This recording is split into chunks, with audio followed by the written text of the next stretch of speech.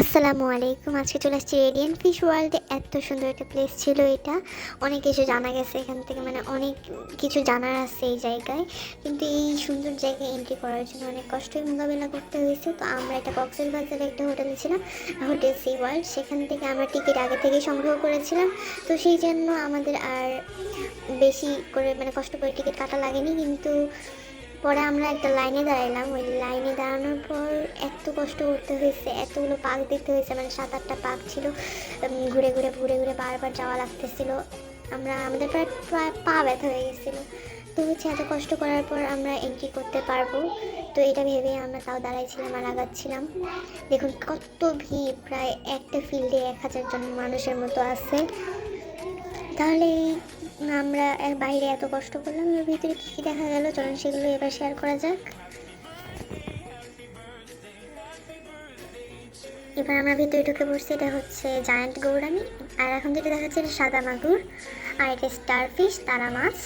আর এটা হচ্ছে রঙিন কিউট কিউট ফিশ, এটা আমাদের বাসায় ছিল এক সময়। আর এটা লাল টমেটোর মতো কাঁকড়া, অ্যান্টেনা বের করে রাখছে। অনেক কিউট লাগছে বিষয়টা, আমার অনেক কিউট লাগছে। আর এটা হচ্ছে এত বড় একটা জেলি ফিশ।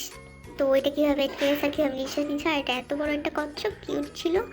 আর এখানে আরও কিছু ফিশ দৌড়াদৌড়ি করতেছে, আর কয়েকটা জেলি ফিশ দৌড়াদৌড়ি করতেছে। আর এখানকার প্রধান আকর্ষণ শার্ক, কিউট ছোট শার্ক যদিও। একটা লবস্টার মানে চিংড়ি, কীভাবে পা নড়াচ্ছে দেখে কেমন একটা কিট কিট লাগতেছে।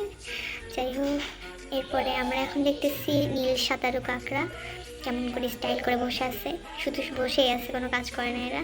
আর এটা হচ্ছে শৈবাল। এরপরে আমরা যেটা দেখতেছি এটা গোল্ড ফিশ, কিন্তু এই গোল্ড ফিশের সাথে একটা সাদা জলপরিয়ার মতো দেখতে কিউট ফিশ ছিল। তো এটা আমার সাদা ফিশ অনেক সুন্দর লাগছে এই ফিশটা আমার, আলহামদুলিল্লাহ।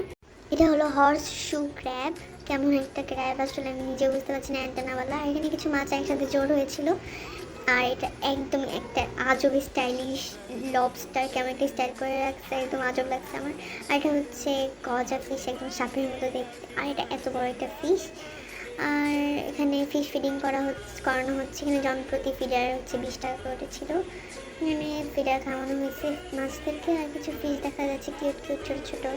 আর এই ফিশটার নাম ঠিক মনে নাই আমার, কিন্তু এরকম একটা ছিল জেলি ফিশ। তো এই ভিডিওটা কেমন লাগলো আমাকে বলবেন। আল্লাহ হাফেজ সবাইকে।